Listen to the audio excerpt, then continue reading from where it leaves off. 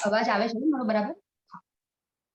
ओम जय जय नमोस्तु नमोस्तु नमो अनंताणं नमो सिद्धाणं नमो आयर्याणं नमो वज्रायाणं नमो लोये सौसाहुणम् शाद्वादन शतद्रव्य गुण पर्याय और प्रमाण का जड़ कर्म चेतन बंध का अरु कर्म के अवसान का कह कर स्वरूप यथार्थ जग का जो నేను అట్లా పడుసు ఇష్టం మన నా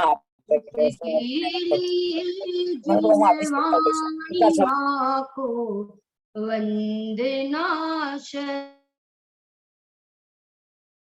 बार है वंदना शत बार है। हमारी यहाँ पे वीतराग विज्ञान पाठमाला 3 के माध्यम से हम यहाँ पर कई सेशन से निश्चय व्यवहार का पाठ हम देख रहे हैं। उसमें सबसे पहले हमने नयों के स्वरूप को समझना चालू किया है, क्योंकि बिना नई समझे हम निश्चय व्यवहार को नहीं समझ पाएंगे। हमने सबसे पहला देखा था टॉपिक के नई ज्ञान क्यों आवश्यक है। क्यों आवश्यक है? क्योंकि हमने देखा था कि हमारी पूरी जिनवाणी नयों की भाषा में लिपिबद्ध है। एक पॉइंट तो ये कहा था कि हमारी जिनवाणी माता की लैंग्वेज भाषा क्या है, तो कहते हैं नई है, और बिना नई ज्ञान हम नई ज्ञान लिए हम जिनवाणी की भाषा समझ नहीं पाएंगे। और दूसरा एक बिंदु कहा था कि नयों को समझे बिना, नई ज्ञान के बिना हम सम्यक दर्शन की प्राप्ति नहीं कर पाएंगे। जैसे एक पुत्र अपनी माता की भाषा समझ जाता है, ऐसे हम जिनवाणी माता के पुत्र हैं, इसलिए हमें नई का ज्ञान होना जरूरी है, क्योंकि जब तक नई ज्ञान नहीं लेंगे तब तक हम जिनवाणी की लैंग्वेज भाषा नहीं समझ पाएंगे। एक बिंदु ये हमने देखा था कि ये कई लोग कहते हैं ये नई चक्कर है, परंतु ये नई चक्कर नहीं है, ये चक्कर में नहीं उलझाता है, परंतु ये जो नई चक्र है ये एक अनुपम चक्र है। क्या है ये? अनुपम चक्र है, जो संसार चक्र से निकालता है और कौन सा कहा था चौथा चक्र? सिद्ध चक्र में मिलाता है। क्या है आपको याद है? 4 चक्र मैंने कहे थे। कोकिला आंटी, मीना काकी सब आ गए, विभा आंटी बहुत बढ़िया, हम बहुत दिनों के बाद वापस मिल रहे हैं ना, इसलिए। दीपा आंटी समझ में आ रहा है? मीना काकी आपको? हाँ बहुत बढ़िया। कुछ नहीं समझ में आया तो आप बीच में प्रश्न पूछ सकते हो, ठीक है ना। 4 चक्र कहे थे, नई चक्र, अनुपम चक्र, संसार चक्र और सिद्ध चक्र, ठीक है ना। ये एक अनुपम चक्र है। ये हमारे जैन दर्शन की एक मौलिक विशेषता है। आप एक पॉइंट लिख सकते हो, ये जो नई है ना, नई, ये हमारे जैन दर्शन की एक मौलिक विशेषता है। मौलिक विशेषता क्यों? जैन दर्शन की एक मौलिक विशेषता। आप पहले देखो मौलिक शब्द का अर्थ। मौलिक माने होता है यूनिक, मौलिक माने होता है स्पेशल, मौलिक माने होता है जो स्वयं का, खुद का, किसी और दर्शन में नहीं पाया जाता है, किसी और दर्शन में, है ना। बहुत सारे जो भारतीय दर्शन कहे हैं ना, सांख्य दर्शन, भाई न्यायिक दर्शन, वैशेषिक दर्शन, फिर अपना जो बौद्ध दर्शन, मीमांसक दर्शन, वेदांत दर्शन, बौद्ध दर्शन, न्यायिक दर्शन, तो कहते हैं इतने सारे दर्शन है। इन सारे दर्शनों में, ये सारे भारतीय दर्शन कहलाते हैं, इन सारे दर्शनों में तो कहते हैं कि भाई आत्मा की तो बात है, परमात्मा की बात है। इन दर्शनों में मोक्ष की, स्वर्ग की, नरक की, इन सब की, बंध की, संसार की, सात तत्व की, द्रव्यों की, इन सब की बात मिलेगी। इन सारे दर्शनों में प्रमाण की बात भी दिखने मिलेगी, प्रमाण की बात भी होती है वहां पे। परंतु परंतु ये जो नई है ना, नई, ये नई जो है, ये जैन दर्शन की एक मौलिक विशेषता है। क्यों मौलिक विशेषता है, यूनिक विशेषता है? क्योंकि ये नई की चर्चा कहीं और दर्शन में नहीं है, मात्र एक जैन दर्शन में ही ये नई की चर्चा आती है। ख्याल आ रहा है आपको? क्योंकि देखो एक वाक्य आया है इसमें नई चक्र में कि वस्तु स्वरूप के अधिगम और प्रतिपादन में, वस्तु स्वरूप के अधिगम और प्रतिपादन में नई काम करता है। फिर से मैं वाक्य बोलती हूँ, वस्तु स्वरूप के अधिगम में और प्रतिपादन में नई का प्रयोग होता है। आप ये वाक्य लिख लो, वस्तु स्वरूप के अधिगम और प्रतिपादन में नई का प्रयोग होता है। तो आप कहोगे अधिगम माने क्या? अधिगम माने होता है जानना, और प्रतिपादन माने क्या? तो कहते प्रतिपादन माने कहना, प्रतिपादन माने कहना और अधिगम माने जानना। तो वस्तु स्वरूप को कहने और जानने में नई का प्रयोग होता है। किसका प्रयोग होता है? तो कहते नई का प्रयोग होता है। फिर से पीमी बहन, हीरल बहन, विभा आंटी, कोकिल आंटी, कल्पना आंटी, आपको आत्मी बहन, सबको आवाज आ रही है मेरी बराबर से? दीपा आंटी, बहुत बढ़िया। हाँ, मेरी मोबाइल स्क्रीन है ना, तो एक साथ सब नहीं दिखाई दे रहे मुझे, परंतु मैं बीच बीच में आप लोग को पूछती जाऊंगी, ठीक है? अभी मैंने जो एक वाक्य कहा, वस्तु स्वरूप के अधिगम और प्रतिपादन में नई का प्रयोग होता है। अधिगम का अर्थ क्या बताया? कौन बोलेगा अधिगम माने क्या? मीना का क्या आप बताओगे? बोलो। हाँ, दीपा आंटी बोलो, दीपा आंटी बोलो। अधिगम माने जानना। Very good. और प्रतिपादन माने कहना, कहना, ठीक है ना? क्योंकि हमने, अगर आपको याद हो तो, नई दो में लागू पड़ते हैं, एक ज्ञान में लागू पड़ते हैं और एक वचन में लागू पड़ते हैं, ठीक है ना? तो नई दो में लागू पड़ेंगे, ज्ञान में और वचन में, ठीक है? नई द्रव्य में लागू नहीं पड़ते हैं, नई कोई वस्तु में लागू नहीं पड़ते हैं, नई कोई गुण में लागू नहीं पड़ते हैं, नई कोई पर्याय में लागू नहीं पड़ते हैं। नई है शुद्ध ज्ञान की पर्याय जब मुख्य और गौण करके जानती है, उसका नाम नई है। उसका नाम क्या है? नई है। तो ये नई कहाँ लागू पड़ेंगे? देखो मैं बहुत सरल भाषा में आपको नहीं समझा रही, मैं बिल्कुल भी शास्त्रीय भाषा, शास्त्रीय वर्ड यहाँ से एक एक पंक्तियां पढ़ के मैं नहीं समझा रही। आपके दिमाग में पूरा फिट होना चाहिए कि नई किसे कहते हैं, ठीक है ना? नई माने नई, नई माने क्या? तो ये कथन में और ज्ञान में लागू पड़ेंगे, ज्ञान में और कथन में लागू पड़ेंगे। जैसे अधिगम और प्रतिपादन, अधिगम वस्तु स्वरूप के अधिगम और प्रतिपादन में ये नई का प्रयोग होता है, ठीक है? इतना क्लियर? ये जैन दर्शन की एक मौलिक विशेषता है, क्योंकि ये नई कहीं अन्य दर्शन में नहीं पाया जाएगा। प्रमाण की, बंधन की, संसार की, मोक्ष मार्ग की, मोक्ष की, मुक्ति की, आत्मा की, परमात्मा की, भगवान की, सबकी बात भाई अन्य दर्शन में मिलेगी, ये सब बातें मिलेगी, परंतु ये नई की बात कहीं नहीं मिलेगी। इसीलिए ये जैन दर्शन की एक मौलिक विशेषता है। हमने देखा था कि नई ज्ञान लेना क्यों आवश्यकता है। दो पॉइंट हमने देख लिए। एक तो देखा कि जिनवाणी की भाषा नयों में लिपिबद्ध, और बिना नए ज्ञान के हम सम्यक दर्शन की प्राप्ति नहीं कर सकते हैं, ठीक है ना? अभी हमने बहुत सारी परिभाषा देखी थी, फिर इसके परिभाषा के ऊपर आने के पहले मैं एक बार वापस वो 3 पॉइंट रिपीट कर रही हूँ। एक बार रिवीजन के माध्यम से हम 3 पॉइंट वापस देख रहे हैं। असत्य कल्पना, सत्य कल्पना और पक्षातिक्रांत। क्या आपको याद है ये 3 चीज मैंने समझाई थी? असत्य कल्पना, सत्य कल्पना और पक्षातिक्रांत। असत्य कल्पना माने क्या?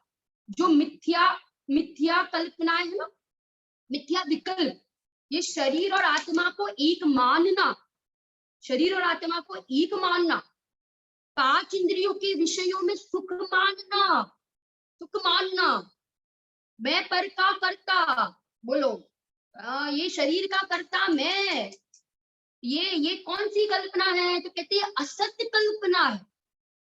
अब कहते हैं असत्य कल्पना से अगर दूर होना है, रहित होना है, तो कहते हैं कि सत्य कल्पना में आओ। अब सत्य कल्पना में आने के लिए क्या करना पड़ेगा? तो कहते हैं कि नयों का ज्ञान लेना पड़ेगा, क्योंकि नई ज्ञान के द्वारा ही हम सत्य कल्पना में आ सकते हैं। माने वस्तु स्वरूप का यथार्थ निर्णय कर पाएंगे। हम वस्तु स्वरूप का यथार्थ निर्णय करें नयों के माध्यम से, उसको कहते हैं सत्य कल्पना। शरीर और आत्मा अलग अलग है। शरीर और आत्मा कैसे है? अलग अलग है। मैं परद्रव्य का करता नहीं हूं।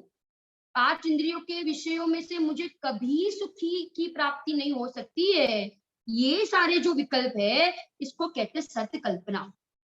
अब ये भूमिका में आए, परंतु ये भी एक विकल्पात्मक दशा है, ये भी एक विकल्पात्मक भूमिका है, ठीक है ना? बराबर। अब हमें इससे भी आगे जाना है, तो कहाँ जाना पड़ेगा? तो कहते हैं कि विकल्प को तोड़कर जब इस जीव को आत्मा की अनुभूति होती है, उसका नाम है पक्षातिक्रांत, उसका नाम है नयातीत हो जाना। दूसरे शब्द में कहे तो निर्विकल्प अनुभूति। आत्मा की अनुभूति का नाम ही पक्षातिक्रांत, नयातीत होना है। नयातीत होना, स्वभाव तो नयातीत है, स्वभाव में कोई नई नहीं है, परंतु हम नई ज्ञान इसलिए ले रहे हैं क्योंकि हमें पर्याय में नयातीत होना है। पर्याय में क्या होना है? अपने को नयातीत होना है। तो पहले हम वस्तु स्वरूप के विकल्प तो करें नयों के माध्यम से, और फिर क्या हो सकते हैं? तो कहते हैं हम नयातीत हो पाएंगे। तो नयातीत होने के लिए भी हम नई का ज्ञान लेते हैं। 3 बिंदु बता दिए। एक बिंदु बताया पूरी जिनवाणी नयों की भाषा में लिपिबद्ध है, इसलिए नई ज्ञान लेना आवश्यक। दूसरा बताया कि बिना नए ज्ञान के हम सम्यक दर्शन की प्राप्ति नहीं कर पाएंगे। और तीसरा बिंदु कि हमें पर्याय में नयातीत होना है, इसलिए हमें नई ज्ञान लेना पड़ेगा। ठीक है, 3 बिंदु एकदम इजी हो गया आप लोग के लिए, कुछ भी कठिन नहीं है, ठीक है ना? आगे बढ़ू मैं। चलो अब हम आगे बढ़ते हैं, हम परिभाषा के ऊपर आते हैं। परिभाषा, एक बार मैं सारी एक परिभाषा हमने देखी थी। सबसे पहली पूछूंगी, आप चिंता मत करना, आप डरना मत, मैं ही परिभाषा बोल रही हूँ, बराबर। सबसे पहली परिभाषा के स्याद पद से मुद्रित परमागम रूप शुद्ध ज्ञान के भेद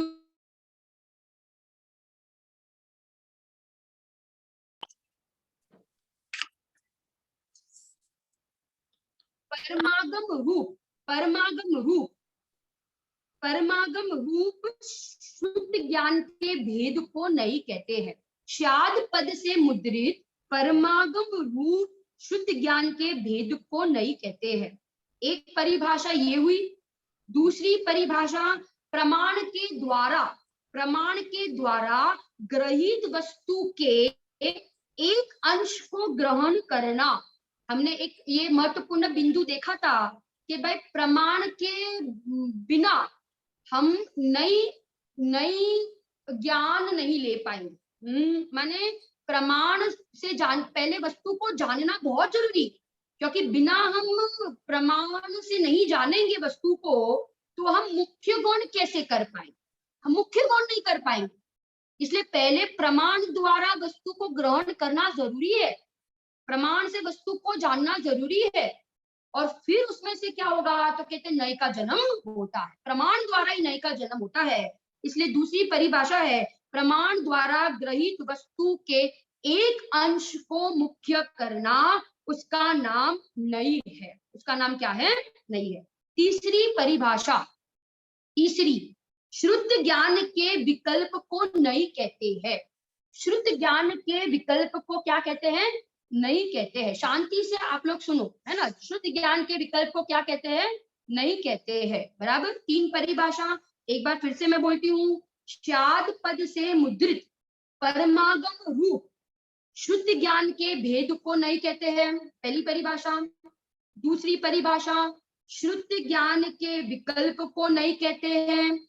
तीसरी परिभाषा, प्रमाण के द्वारा ग्रहित वस्तु में से एक अंश को मुख्य करना उसका नाम नहीं है।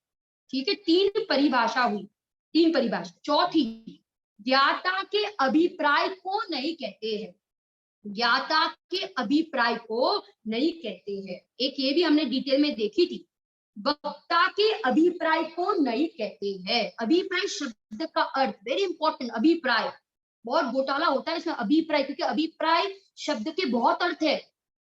कई कई अभिप्राय, द्रव्यानुयोग में अभिप्राय, अभिप्राय का अर्थ होता है श्रद्धा, अभिप्राय माने रुचि, अभिप्राय माने प्रतीति। परंतु यहाँ नई में जो अभिप्राय शब्द का प्रयोग होता है, अभिप्राय माने होता है एंगल, वक्ता के जानने के एंगल को नहीं कहते हैं, वक्ता के अभिप्राय को नहीं कहते हैं, ज्ञाता के अभिप्राय को नहीं कहते। अभिप्राय माने एंगल, किस एंगल से आप वस्तु को देख रहे हो, जान रहे हो, कह रहे हो, उसको अभिप्राय कहते हैं। आगे फिर नई वस्तु के विवक्षित धर्मों को मुख्य करके, विवक्षित धर्म को मुख्य करता है और बाकी के धर्मों को गौण करना उसका नाम नहीं है। विवक्षित धर्मों को मुख्य और बाकी के धर्मों को गौण करना उसका नाम क्या है, नहीं है। विवक्षित, विवक्षित, विवक्षित का अर्थ भी बताया था। विवक्षित माना होता है मुख्य, विवक्षित का अर्थ होता है जिसके बारे में कहा जाता है, उसका अर्थ होता है विवक्षित। विवक्षित माने जिसके बारे में अभी प्रतिपादन हो रहा है, जिसके बारे में अभी कहा जा रहा है, उसको कहते हैं विवक्षित। और बाकी के धर्म को कर देते हैं गौण, उसका नाम नहीं है। ठीक है ना, तो ये सारी हमने परिभाषा देखी, मुख्य गौण करने की पद्धति को नहीं कहते हैं, इन शॉर्ट। अब हम देखेंगे, आप एक वाक्य लिखना, वेरी इंपॉर्टेंट, कि जो नहीं होते हैं सम्यक नहीं, सम्यक नहीं होते हैं सापेक्ष, और मिथ्या नहीं होते हैं निरपेक्ष। सम्यक नहीं होते हैं सापेक्ष और मिथ्या नहीं होते हैं निरपेक्ष। बराबर, जहां अपेक्षा नहीं होती है तो वो नहीं हो जाएंगे मिथ्या, और जहां दूसरी अपेक्षा है तो वो नहीं हो जाएंगे सम्यक। तो सापेक्ष नहीं हो गए सम्यक और निरपेक्ष नहीं हो गए मिथ्या। ठीक है ना, हम दूसरी भाषा में कहे तो सम्यक नहीं है सुनई, और मिथ्या नहीं है कुनई, कुनई, और ये सुनई। सम्यक नहीं है सुनई और मिथ्या नहीं है कुनई। कौन मुझे इतना बताएगा, सुनई और कुनई कौन बताएगा? कोई जूम पर से कोई रिपीट कर सकता है? हाँ, रूपाली बहन भी ज्वाइंट हुए हैं, हीरल बहन आप बताओगे? मिथ्या नहीं होते हैं सापेक्ष के निरपेक्ष? मिथ्या नहीं, आपको अनम्यूट करना पड़ेगा। निरपेक्ष, मिथ्या नहीं निरपेक्ष, बहुत बढ़िया। और सम्यक नहीं होते हैं सापेक्ष, सापेक्ष, बराबर ना? ओके, अब आप लिखना, तीन चीज मैं समझा रही हूँ, आप लिखना, आपको समझ में आ जाएगा। देखो, अब अगर ऐसा कहा, वस्तु है ना, वस्तु, पूरी वस्तु जो होती है, वस्तु के तीन अंश है। वस्तु को भी द्रव्य कहते हैं, वस्तु को द्रव्य कहते हैं, और उसके तीन अंश, द्रव्य, गुण और पर्याय। फिर से, वस्तु को भी द्रव्य कहा, और उसके तीन अंश, एक चार्ट आप ड्रॉ कर सकते हो, द्रव्य, गुण और पर्याय। तो ये द्रव्य, गुण और पर्याय जो है ना, ये अंश है, ये तीन अंश है। और जो पूरी वस्तु है ना, उसको जो द्रव्य कहा, अंश और अंशी, बराबर। फिर से, पूरी वस्तु है वो द्रव्य, उसको भी द्रव्य कहेंगे, और उस द्रव्य का एक अंश द्रव्य जो टिकने वाला, ध्रुव, त्रिकाल, नित्य रहने वाला है, उसको भी द्रव्य कहते हैं। गुण और पर्याय, ये तीन है अंश, और पूरी वस्तु है अंशी। अब एक परिभाषा आती है कि अंश, एक अंश है ना, अंश, एक अंश में पूरी वस्तु की स्थापना करना, एक परिभाषा और लिखिया, एक अंश में पूरी वस्तु की स्थापना करना उसको नई कहते हैं। एक अंश में पूरी वस्तु की स्थापना करना उसको नई कहते हैं। ठीक है, अब आप कहोगे हमको तो ये समझ में नहीं आया, एक अंश में पूरी वस्तु की स्थापना करना माने क्या? एक अंश, जैसे लींबू है, लींबू, अब एक प्रसिद्ध दृष्टांत, लींबू का दृष्टांत तुरंत समझ में आ जाएगा। लींबू में खटास है, लींबू पीला है, लींबू गोल है, परंतु हमने उसका एक अंश मुख्य किया, एक गुण मुख्य किया। क्या गुण मुख्य किया उसका? भाई जैसे वो पीलापन, उसकी पर्याय एक अंश, उसका जो पीलापन, लींबू पीला है, लींबू खट्टा है, तो खट्टा लींबू, खट्टा लींबू, तो वो खट्टेपन का आरोप, वो अंश में पूरी अंशी की स्थापना करना, माने पूरे लींबू को खट्टा कह देना। खट्टा तो एक अंश है, एक धर्म है, परंतु पूरे लींबू को कैसा कह देना? पूरे लींबू को कैसा कह देना? खट्टा लींबू। क्या लींबू में और धर्म नहीं है? है ना, और धर्म है, परंतु एक अंश में पूरे अंशी की स्थापना करना उसका नाम नई है। ठीक है ना? अब आपका प्रश्न हो सकता है कि हमने एक अंश में ही पूरी वस्तु की स्थापना कर दी, तो क्या ये मिथ्या एकांत नहीं हो जाएगा? हमने पूरी वस्तु को ही खट्टी मान ली, तो क्या ये मिथ्या नहीं हो जाएगा? तो समझना, बराबर समझना, अगर हमने अपने अभिप्राय में, अपने अभिप्राय में जो बाकी का जो गोल धर्म है, पीला धर्म है, उसको निषेध कर दिया, अगर उसका निषेध कर दिया अभिप्राय में, तो वो हो जाएगा मिथ्या, समझना। और अगर अभिप्राय में उसको गौण रखा है, गौण रखा है, तो वो हो जाएगा सम्यक एकांत, उसको कहेंगे नहीं। फिर से, ये थोड़ा टफ है, मैं एक बार फिर से रिपीट कर लूं, समझना बराबर। अगर हमने स्विमी में समझ में आ रहा है, कुछ समझ में आ रहा है? Okay, very good. हमने कहा खट्टा लींबू, ठीक है ना, खट्टा लींबू, फिर मैं आत्मा पर घटित करूंगी। हमने कहा खट्टा लींबू, बराबर, तो क्या लींबू मात्र खट्टा ही है? तो क्या नहीं, खट्टा नहीं है, मात्र खट्टा नहीं है, उसमें पीलास भी है, वो गोल भी है, वो नरम भी है ना, बाकी के धर्म भी है। परंतु हमने क्या किया, हमने क्या कहा? खट्टा लींबू, अंश का आरोप पूरी अंशी पर दे दिया, माने अंश की स्थापना, परिभाषा क्या बताई थी? एक अंश में पूरी वस्तु की स्थापना कर देना, अंशी की स्थापना कर देना। पूरा लींबू मैंने खट्टा कह दिया, जब मैं पूरा लींबू खट्टा कहती हूँ, उस समय मेरे ज्ञान में उसके जो बाकी के धर्म है वो क्या है? गौण है, निषेध नहीं है, निषेध नहीं है। अगर निषेध करेंगे तो वो एकांत का दोष है, और अगर गौण कर देंगे तो वो सम्यक एकांत हो जाएगा, उसको कहेंगे नहीं, उसको क्या कहेंगे? नहीं कहेंगे, बराबर ना। कहेंगे तो ऐसे ही, एक अंश से पूरी वस्तु वैसी कही जाएगी, पूरी वस्तु पर आरोप दिया जाएगा, वैसा आरोप एक आत्मा पर घटित करके हम देखते हैं पूरा, बराबर, आपको एकदम समझ में आ जाएगा। जैसे आत्मा में नित्य धर्म भी है, अनित्य धर्म भी है ना? समझ में आ रहा है आप लोग को? बराबर, नित्य धर्म भी अनित्य धर्म भी है। अब मैंने कहा आत्मा नित्य है, बराबर। अब मैंने मेरे ज्ञान में, अभिप्राय में, अगर अनित्य धर्म का निषेध कर दिया, अनित्य धर्म का निषेध कर दिया है, तो ये हो जाएगा मिथ्या एकांत, मिथ्या एकांत। परंतु आत्मा नित्य है, वो नित्य धर्म में पूरी वस्तु स्थापित कर दी मैंने, आत्मा को नित्य कह दिया। बात कर रहे हैं अंश की, परंतु अंश के माध्यम से पूरी वस्तु वैसी बता रहे हैं।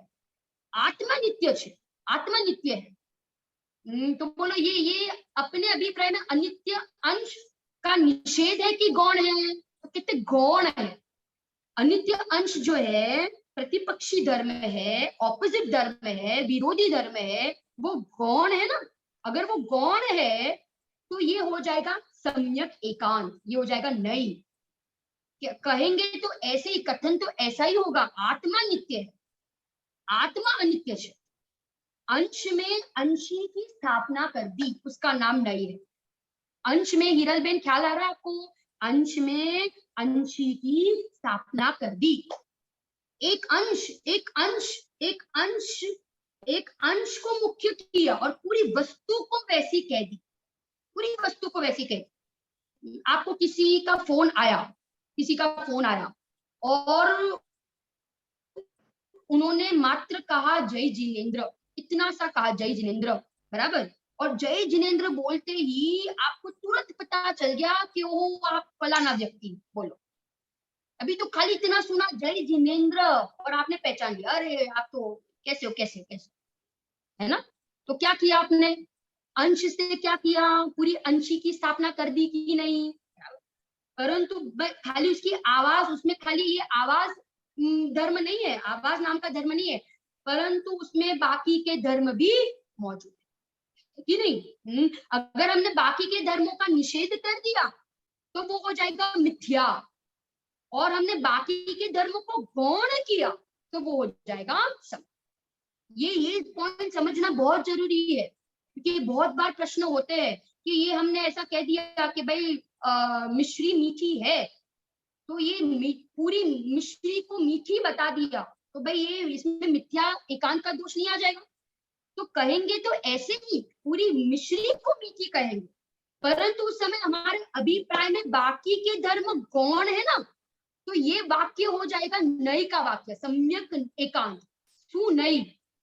और अगर हमारे अभिप्राय में बाकी के धर्मों का निषेध हो गया है तो वो हो जाएगा नहीं, माने मिथ्या एकांत। क्लियर, वेरी क्लियर एकदम। कथन तो ऐसा ही हुआ कहेंगे, कथन तो वैसा ही कहा जाएगा। अब देखो, अब चार चीज आती है, एक बार फिर से ये शब्द में बार बार प्रयोग कर रहे हैं, तो चार चीज पहले इसका खुलासा कर देते हैं।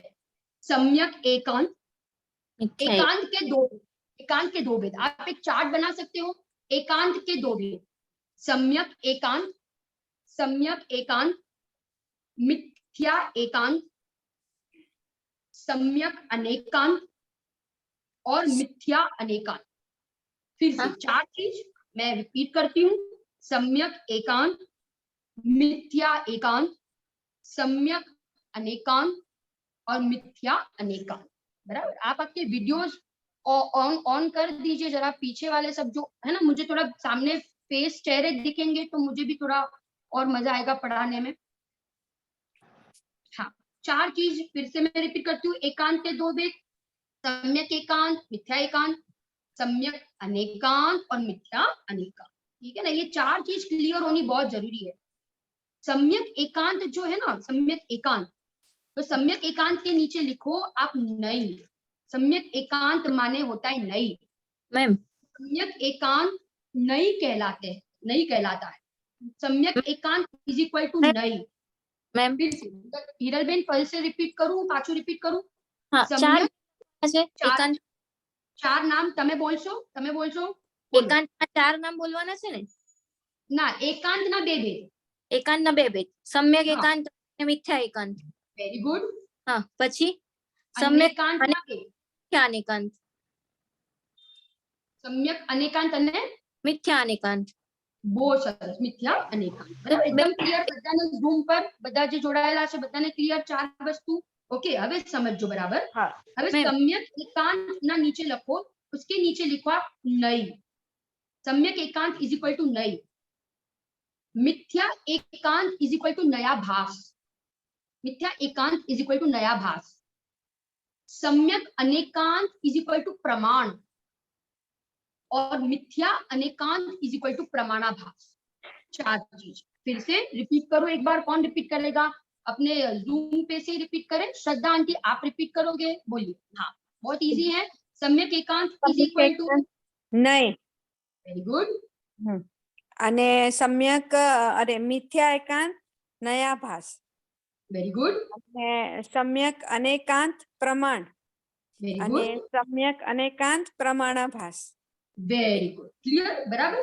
ठीक है ना? अब सम्यक एकांत के नीचे आपने क्या लिखा? सम्यक एकांत के प्रमाण। नीचे प्रमाण। तो कहते हैं नल, बराबर। अब इसका वाक्य, उसका वाक्य सम्यक एकांत का, सम्यक एकांत का वाक्य, आत्मा द्रव्य अपेक्षा से नित्य है। आत्मा द्रव्य अपेक्षा से नित्य है, ठीक है ना? पीना बेन, रूपाली बेन, आवाज आ रही है? बराबर। आत्मा द्रव्य अपेक्षा से नित्य है, तो ये हो गया सम्यक एकांत। दिस इज सम्यक एकांत, बराबर, क्योंकि आत्मा द्रव्य अपेक्षा से नित्य है। अपेक्षा मेंशन कर दी ना, तो ये नई नई का वाक्य हो गया, द्रव्य अपेक्षा से नित्य है। अब मिथ्या एकांत, मिथ्या एकांत, आत्मा सर्वथा नित्य है। आत्मा सर्वथा नित्य है, आत्मा सर्वथा नित्य है। बोलो, ये सम्यक एकांत है कि मिथ्या एकांत है? मीना का की बोली, सम्यक एकांत है कि मिथ्या एकांत है? मिथ्या। बहुत बढ़िया, मिथ्या एकांत, क्योंकि आत्मा सर्वथा नित्य નથી। आत्मा नित्य पण છે અને અનિત્ય પણ છે, बराबर। नित्य द्रव्य अपेक्षा से नित्य और पर्याय अपेक्षा से अनित्य, क्लियर? तो आत्मा सर्वथा नित्य है, ऐसा कहना ये मिथ्या एकांत। अब आगे, अब सम्यक अनेकांत, सम्यक अनेकांत, तो अनेकांत माने सम्यक अनेकांत, अनेकांत माने पूरी वस्तु, अनंत धर्मों का एक साथ ज्ञान होना, उसका नाम अनेकांत है। अनंत धर्मात्मक वस्तु का एक साथ ज्ञान होना, उसका नाम है सम्यक अनेकांत। तो एमा वाक्य, एक एग्जांपल लखो, आत्मा नित्य नित्यात्मक है। आत्मा नित्य नित्यात्मक है, तो ये हो जाएगा सम्यक अनेकांत। आत्मा नित्य अनित्यात्मक है, नित्य नित्यात्मक है, तो ये हो जाएगा सम्यक अनेकांत। क्लियर? मतलब बराबर। नित्य नित्यात्मक मतलब दोनों दोनों धर्म है ना आत्मा में, दोनों धर्म को मैंने एक साथ जाना। वस्तु कैसी है तो कहते नित्य नित्यात्मक है, वस्तु कैसी है एक अनेकात्मक है, वस्तु कैसी है भेद भेदात्मक है, वस्तु कैसी है सामान्य विशेषात्मक है, वस्तु कैसी है सत सतात्मक है, वस्तु कैसी है तो कहते हैं कि भाई वस्तु तत् तत् स्वरूप है। तो ये जो है ना, इसको कहेंगे सम्यक अनेकांत, दोनों धर्मों को एक साथ जाना, तो ये हो जाएगा सम्यक अनेकांत, बराबर। एक एक धर्म को मुख्य किया तो हो जाएगा सम्यक एकांत। एक धर्म वाली ही पूरी वस्तु को सर्वथा मान लिया तो हो जाएगा मिथ्या एकांत। दोनों धर्मों का एक साथ ज्ञान करना तो ये हो जाएगा अनेकांत, सम्यक अनेकांत। अब मिथ्या अनेकांत, मिथ्या अनेकांत माने क्या? उसका एक एग्जाम्पल लिखो, भाई आत्मा सर्वथा नित्य भी है और आत्मा सर्वथा अनित्य भी है। सर्वथा नित्य और सर्वथा अनित्य, तो ये हो जाएगा मिथ्या अनेकांत। सर्वथा नित्य और सर्वथा अनित्य, तो ये हो जाएगा मिथ्या अनेकांत, बराबर। क्लियर? 4 एग्जाम्पल फिर से मैं बोलती हूँ। अगर हम कहते हैं, आप ही बताना मुझे, अगर हम कहते हैं कि वस्तु आत्मा पर्याय अपेक्षा से अनित्य है, तो ये क्या है? बोलिए, 4 में से क्या है? आत्मा पर्याय अपेक्षा से अनित्य है, हाँ बताइए। हाँ, पर्याय एकांत, सम्यक एकांत, बराबर। ओके, अब दूसरा वाक्य, आत्मा सर्वथा सर्वथा नित्य है। मिथ्या एकांत। मिथ्या एकांत, वेरी गुड। आत्मा आत्मा एक अनेकात्मक है, एक अनेकात्मक है। सम्यक अनेकांत। सम्यक अनेकांत, वेरी गुड। ओके, आत्मा एक भी है, आत्मा सर्वथा एक भी है और आत्मा सर्वथा अनेक भी है। मिथ्या मिथ्या अनेकांत, मिथ्या, क्लियर? बराबर। एकांत, एकांत शब्द से ही पता, एकांत एक धर्म को मुख्य कहा किया तो वो हो जाएगा एकांत। एकांत। और अनेकांत अनंत धर्मों को एक साथ कहना जानना, उसको कहते हैं अनेकांत। ये हो गया 4 टर्म्स एकदम क्लियर। एकांत, अनेकांत, एकांत के 2 और अनेकांत के 2 भेद हो गए, बराबर। एक प्लस अंत, एकांत शब्द है ना, एकांत शब्द वो बना है 2 शब्द से, एकांत, एक प्लस अंत। अंत के 2 अर्थ होते हैं। अंत, अंत माने होता है धर्म भी और अंत को कहते हैं गुण भी। धर्म को भी अंत कहते हैं और गुण को भी अंत कहते हैं। धर्म को भी अंत कहते हैं और गुण को भी अंत कहते हैं, ठीक है ना। धर्म को भी अंत और गुण को भी अंत कहते हैं। एक आप डिफरेंस लिख सकते हो, धर्म, गुण और शक्ति, स्वभाव के तीन भेद। स्वभाव के तीन भेद है, स्वभाव के तीन भेद। कौन कौन से तीन भेद है स्वभाव के? तो कहते हैं कि गुण, धर्म और शक्ति। स्वभाव के तीन भेद, गुण, धर्म और शक्ति, ठीक है ना। गुण रूप स्वभाव, धर्म रूप स्वभाव, शक्ति रूप स्वभाव। स्वभाव के तीन भेद पड़ते हैं। गुण भी स्वभाव रूप है, धर्म भी स्वभाव रूप है और शक्तियां भी स्वभाव रूप है। अब तो डिफरेंस क्या है गुण, धर्म और शक्ति में? तो भाई गुण जो होता है ना, गुण, तो गुण होते हैं सिंगल सिंगल सिंगल। एक आप कॉलम बना लो, तीन का डिफरेंस लिख दो। गुण होते हैं सिंगल, ऑलवेज सिंगल। धर्म होते हैं युगलों में, जोड़े में होते हैं, धर्म जोड़े में होते हैं। और शक्ति की होती है व्यक्ति। शक्ति की होती है व्यक्ति। शक्ति की होती है व्यक्ति। शक्ति की होती है व्यक्ति। ठीक है, फिर से शक्ति माने आप लिखो, शक्ति एक शब्द लिखो, शक्ति माने पावर। शक्ति माने होता है पावर, ठीक है। फिर से गुण होता है सिंगल, गुण होते हैं सिंगल। धर्म होते हैं युगलों में, जोड़े में। और शक्ति इज इक्वल टू पावर। अब पर्याय किसकी होती है? तो कहते हैं गुणों की पर्याय होती है, गुणों की पर्याय होती है, धर्मों की पर्याय नहीं होती है। धर्म योग्यता रूप होते हैं, धर्मों की पर्याय नहीं होती है। धर्म योग्यता रूप होते हैं, धर्म की पर्याय नहीं होती है। और शक्ति की होती है व्यक्ति। शक्ति की होती है क्या? व्यक्ति, ठीक है ना। गुण में एग्जाम्पल्स लिखो, तीसरा पॉइंट डिफरेंस का। गुण में एग्जाम्पल जैसे भाई ज्ञान, दर्शन, श्रद्धा, चारित्र, सुख, वीर्य, ये सब है गुण। इनके प्रतिपक्ष नहीं होते, ऑपोजिट नहीं होते, सब सिंगल सिंगल होते, इनकी पर्याय होती है। अब धर्म में एग्जाम्पल लिखो, जैसे नित्य, अनित्य, एक, अनेक, तत्, अतत्, सत, असत, भेद, अभेद, सामान्य, विशेष, एक, अनेक, तत्, तत्, ये सब होते हैं धर्म। ये इनको कहते हैं धर्म, बराबर। ये हो गया धर्म। और शक्ति, शक्ति मानो होता है पावर। 46 शक्तियां जो गिनाई है समय सार में, ये सब शक्तियां, बराबर। अब मैं एक ज्ञान गुण के ऊपर, ज्ञान के ऊपर अपन तीनों घटित करें, तीनों घटित करो, गुण भी, धर्म भी और शक्ति भी, बराबर। एक एग्जांपल में आप समझो, ज्ञान गुण, ज्ञान गुण, तो ज्ञान गुण जो है ना, तो गुण लेंगे तो ज्ञान का जो परिणमन होता है, जानना जानना जानना जानना जानना, तो ये हो गया ज्ञान गुण, क्योंकि गुण की पर्याय होती है, ठीक है। ये हो गया ज्ञान गुण, उसका जो परिणमन हो रहा है, जानना जानना जानना जानना। अब धर्म, अब ज्ञान गुण में हम धर्म कैसे घटित करेंगे?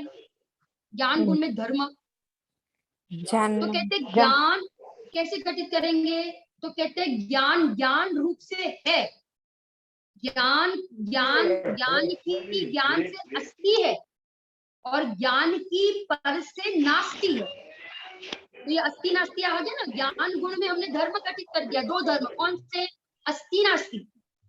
ज्ञान गुण में हमने दो धर्म घटित कर दिए, कौन से? अस्ति नास्ति। कैसे? ज्ञान अपने से है और पर से नहीं है।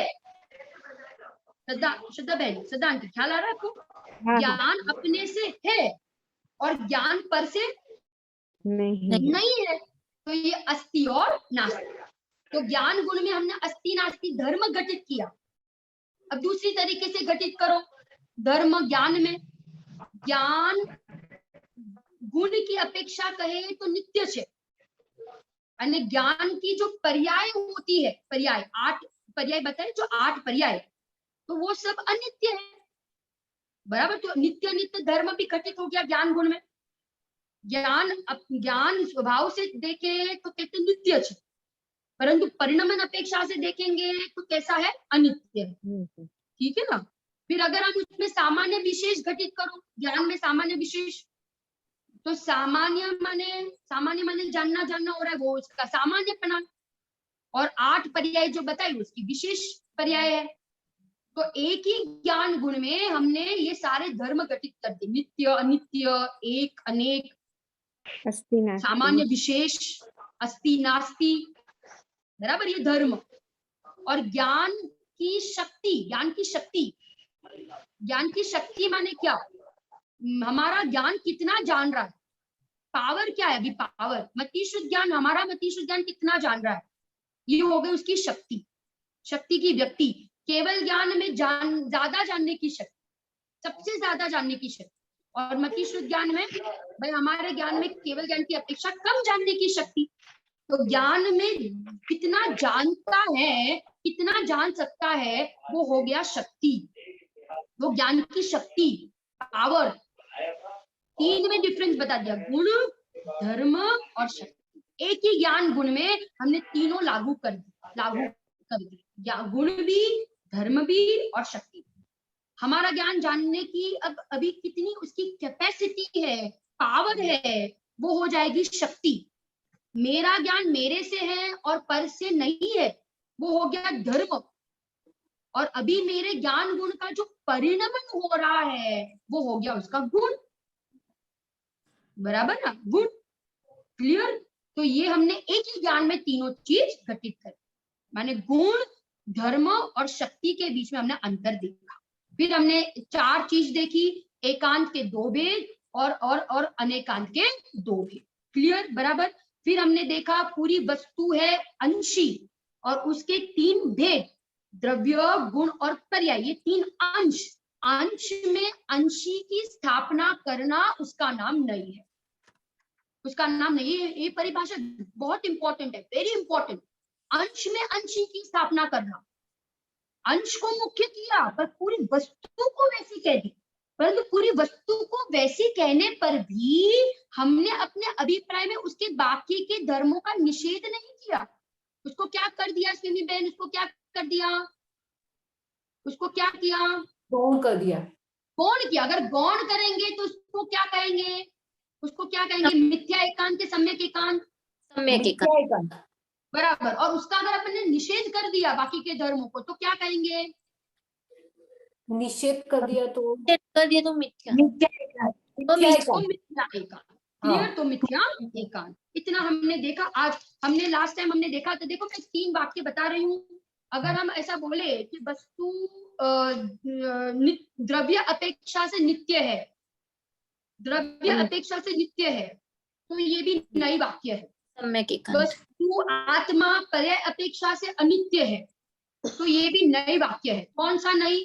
पर्यायार्थिक नहीं, पर्यायार्थिक नहीं। आत्मा द्रव्य अपेक्षा से नित्य है, ये द्रव्यार्थिक नहीं का वाक्य है। ठीक है? अब प्रमाण का वाक्य क्या हो गया? प्रमाण का वाक्य तो कहते हैं आत्मा नित्य नित्यात्मक है, तो ये हो गया प्रमाण का वाक्य। आप 3 को अलग कर दो, द्रव्यार्थिक नहीं का वाक्य, पर्यायार्थिक नहीं का वाक्य और प्रमाण का वाक्य। फिर से द्रव्यार्थिक नहीं का वाक्य क्या होगा? तो कहते हैं आत्मा द्रव्य अपेक्षा से नित्य है, ये द्रव्यार्थिक नहीं का वाक्य। आत्मा पर्याय अपेक्षा से अनित्य है, ये पर्यायार्थिक नहीं का वाक्य। आत्मा अनित्य है तो पर्यायार्थिक नहीं का वाक्य, आत्मा नित्य है तो ये द्रव्यार्थिक नहीं का वाक्य। और आत्मा नित्य नित्यात्मक है तो कहते हैं प्रमाण का वाक्य। प्रमाण माने क्या? पूरी वस्तु को जानना, उसका नाम प्रमाण। इतना आई थिंक ये आपको इस सब चीजों से पूरा आपको क्लियर हो जाएगा। एक नई का विजन, एक पिक्चर पूरे आपके ज्ञान में एकदम से क्लियर होना चाहिए, स्पष्ट होना चाहिए कि नई किसका नाम है। नई माने क्या? नई माने मुख्य और गौण करके जो जानने की पद्धति होती है उसको नई कहते हैं। हमने बहुत सारी परिभाषा अभी मैंने पढ़ी आपके सामने, 5-6 परिभाषा पढ़ी। लास्ट टाइम हमने देखे थे नयों के भेद, नयों के भेद देखे थे। क्या आपको याद है? नई के बहुत प्रकार से भेद बनते हैं। एक हमने देखा था, अगर आपको याद हो तो, एक हमने देखा था एक अपेक्षा से नई अगर कहे तो, एक अपेक्षा से कहे तो नई की का भेद क्या होगा? हाँ, किसी ने लिखा है? तो लास्ट टाइम थे, थोड़ा गैप हो गया था बीच में। हाँ, दीपा आंटी आपने लिखा है, एक अपेक्षा से कहे तो नई, श्रुति नहीं, ज्ञान मैं के निश्चय निश्चय नहीं, व्यवहार नहीं। श्रुत नहीं, ज्ञान वो के तो दो अंश को अपेक्षा से हो जाए, एक अपेक्षा से।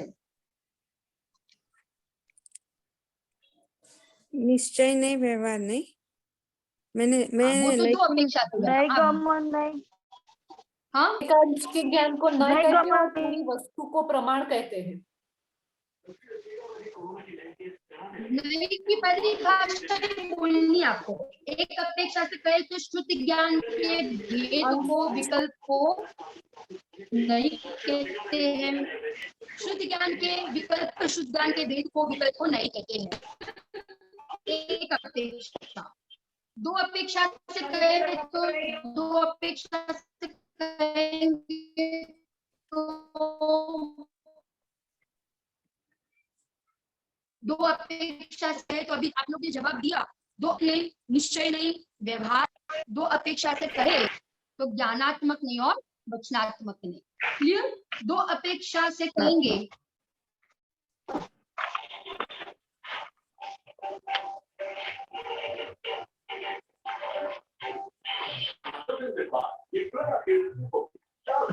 तो अपेक्षा से कहे तो द्रव्यार्थिक, निश्चय, व्यवहार और ज्ञानात्मक और वचनात्मक।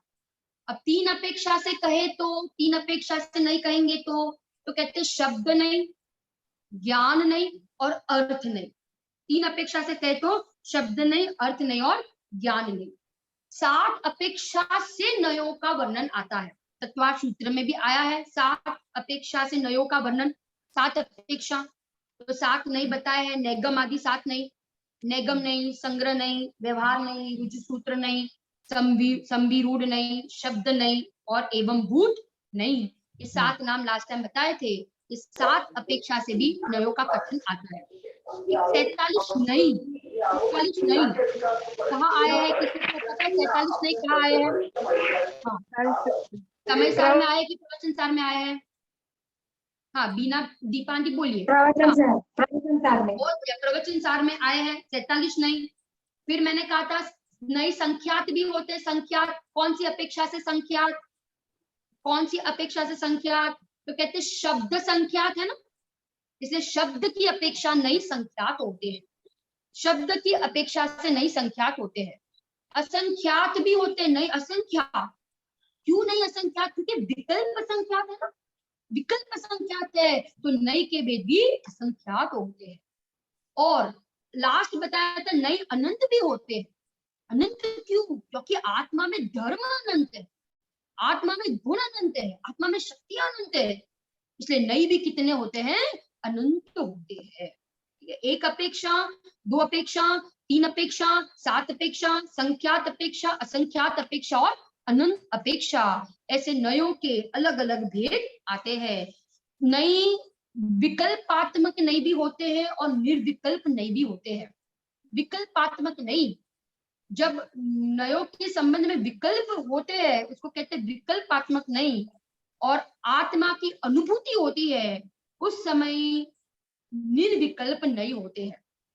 आत्मा की अनुभूति के समय में निर्विकल्प नई और निर्विकल्प प्रमाण होता है, और जब वस्तु के संबंध में जब जानना होता है उस समय विकल्पात्मक नई और विकल्पात्मक प्रमाण होता है।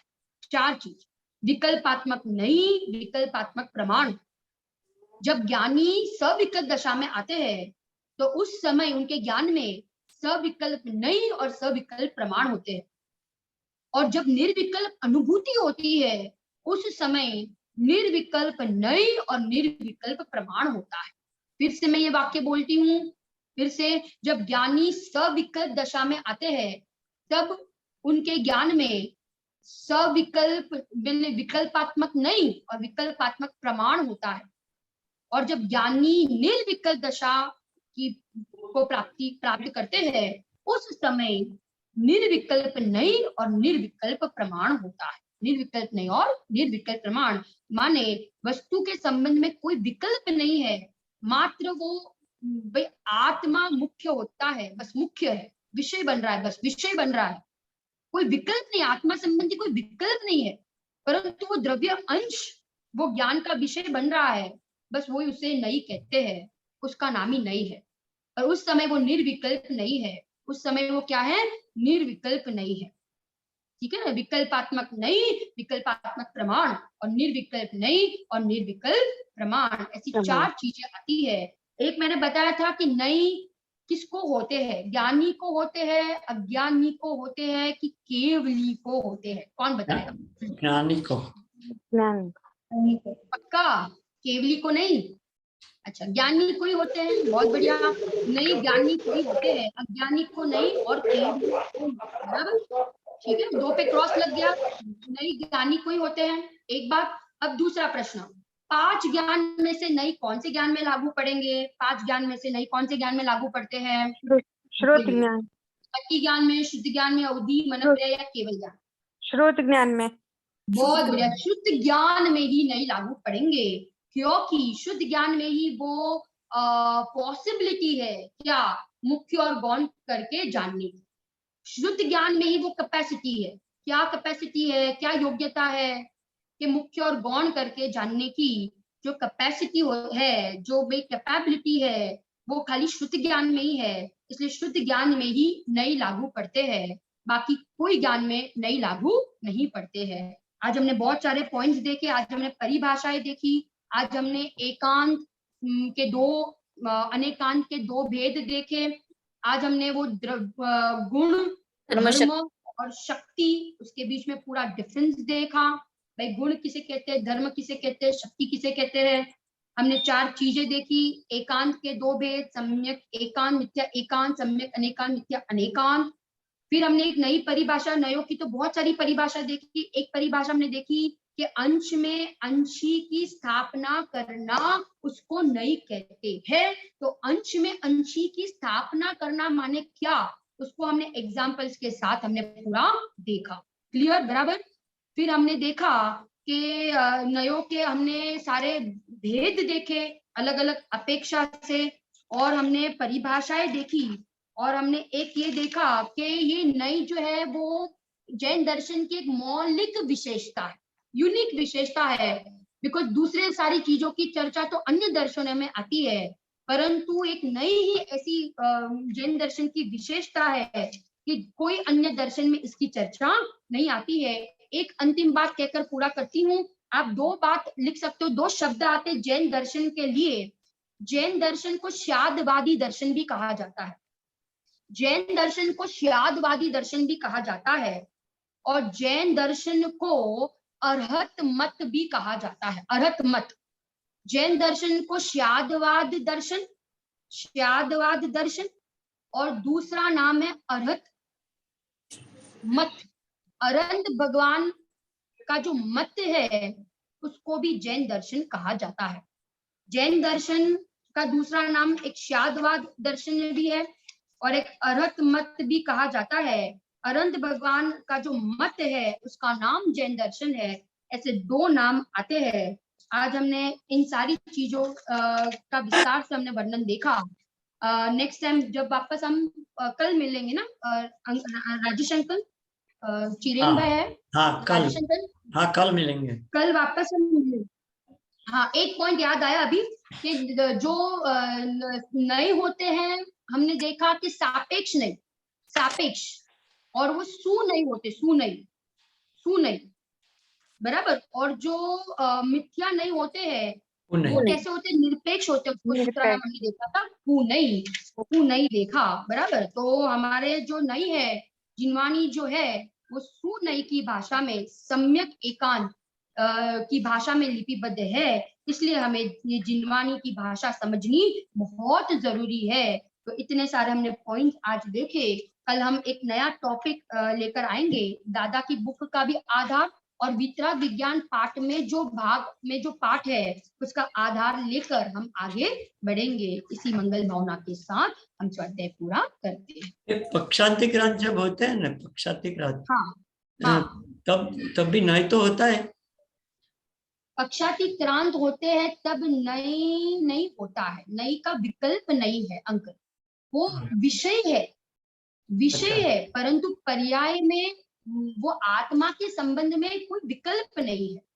अच्छा, आत्मा विषय तो बन रहा है ज्ञान का, परंतु आत्मा के संबंध में कोई विकल्प नहीं है कि भाई आत्मा नित्य छे, आत्मा आत्मा હું નિત્ય છું, ध्रुव છું, एक છું, ऐसा उस समय कोई होती है, उस समय नहीं, निर्विकल्प नहीं, उसी दशा को कहते हैं पक्षातीत। अच्छा, कोई पक्ष नहीं है। बराबर।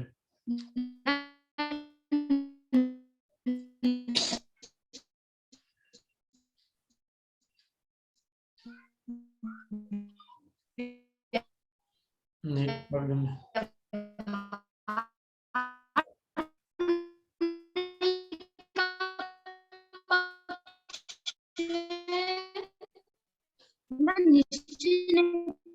पक्ष, पक्ष माने होता है विकल्प ना। उस समय मैं रागी हूँ, मैं अशुद्ध हूँ, मैं शरीर,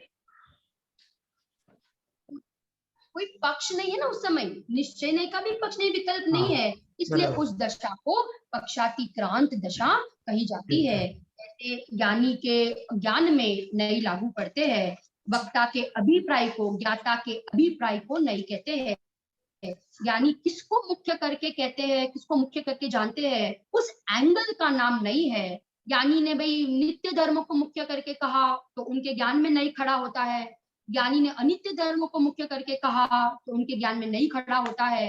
ये ज्ञानी के ज्ञान में ही नहीं होते हैं, अज्ञानी और केवली के ज्ञान में नहीं होते हैं। ऐसा हमने आज बहुत सारी चीजें देखी। कल हम वापस मिलेंगे ठीक 8 बजे और हम नए टॉपिक्स के साथ दादा की बुक के आधार से और वीतराग विज्ञान पाठ के आधार से हम आगे बढ़ेंगे, इसी मंगल भावना।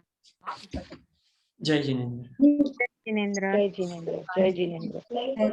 राजेश जी मानी स्तुति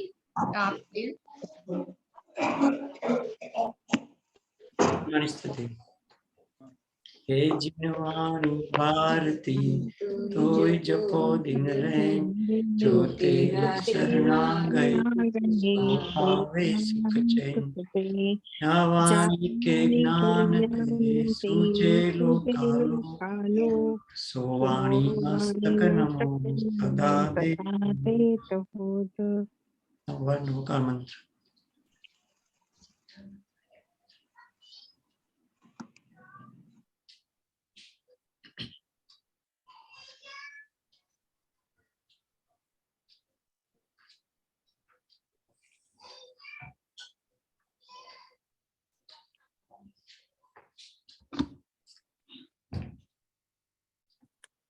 बोलो अनंतानंत से परमेश्वरी भगवान नो जय हो।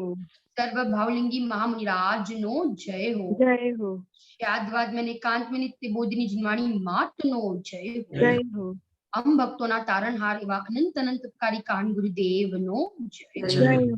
बोलो जिन शासन जैन धर्म नो जय हो।